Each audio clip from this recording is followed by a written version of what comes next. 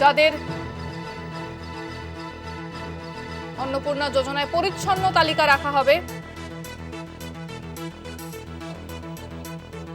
ফোনে রয়েছেন বিশেষ প্রতিনিধি দীপ্তিমান ভট্টাচার্য। দীপ্তিমান, আমরা শুনলাম যে সাংবাদিক বৈঠকে মুখ্যমন্ত্রী শুভেন্দু অধিকারী বেশ কিছু নির্দেশ দিয়েছেন এবং বেশ কিছু কথা তিনি জানিয়েছেন যে 1 জুন থেকে এই প্রক্রিয়া 90 দিন পর্যন্ত চলবে।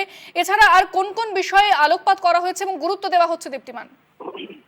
দেখো, এই যে পুরো বিষয়টি রয়েছে, যতদিন পর্যন্ত এই 90 দিন যে সময় দেয়া হয়েছে অন্নপূর্ণা যোজনার জন্য, এই অন্নপূর্ণা যোজনার জন্য 90 দিনের মধ্যে সবাইকে ফর্ম ফিল আপ করে সবার ফর্মটা ফিল আপ করতে বলা হয়েছে এবং সেখানে বেশ কিছু ক্লজ রয়েছে। সেই ক্লজ গুলো যদি না বোঝেন, সেই জন্য ওখানে বিধায়করা থাকবেন। 15, 16, 17 তারিখে ক্যাম্প হবে, সেই ক্যাম্পে গিয়েও আপনারা ফর্ম ফিল আপ করতে পারবেন বলেই মুখ্যমন্ত্রী শুভেন্দু অধিকারী জানিয়েছেন। পাশাপাশি তিনি জানিয়েছেন যে সবাইকে প্রথম দিনে লাইনে দাঁড়িয়ে সবার নাম তুলতে হবে সেরকম কোনো মানে নেই, যার জন্য 90 দিনের একটা লম্বা স্ট্রেচ দেওয়া হয়েছে। ধীরে সুস্থে অল্প লাইন দিয়ে আপনারা ফর্ম ফিল আপ করবেন বলেও আজকে তিনি আবেদন জানিয়েছেন এবং পাশাপাশি তিনি বলেছেন যে যারা প্রকৃত পান এবং যাদের দরকার তারা কিন্তু প্রত্যেকেই এখানে পাবেন।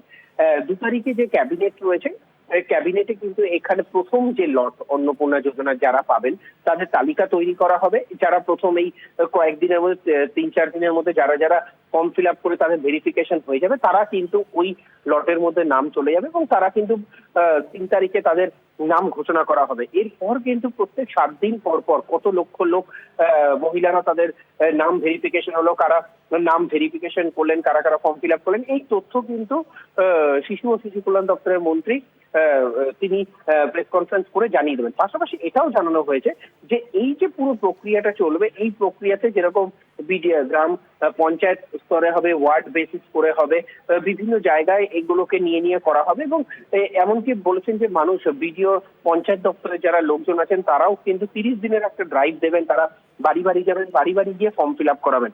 অর্থাৎ এই যে ফর্ম ফিল আপ করার যে প্রক্রিয়া, এই ফর্ম ফিল আপ করা চলবে।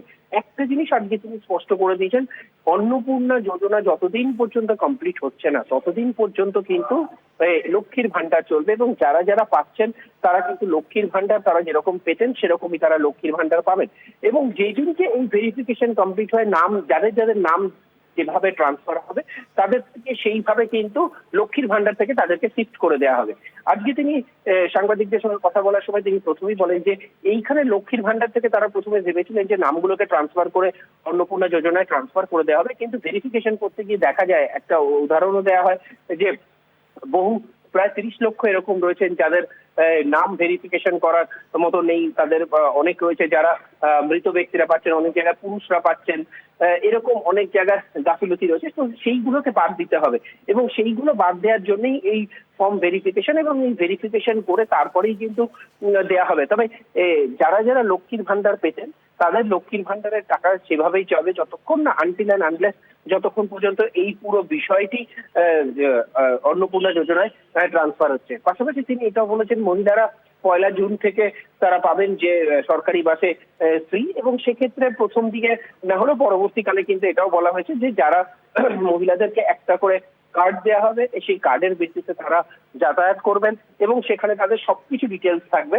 সুতরাং তারা সেখানেও যাতে কোনো রকম কোনো অসুবিধা না হয় বা এর সুবিধা মহিলারা ব্যতীত অন্য কেউ যাতে না পায় সেই দিকেও নজর রাখা হবে।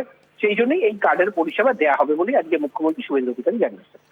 ধন্যবাদ দীপ্তিমান। কথা বললাম বিশেষ প্রতিনিধি দীপ্তিমান ভট্টাচার্যের সঙ্গে।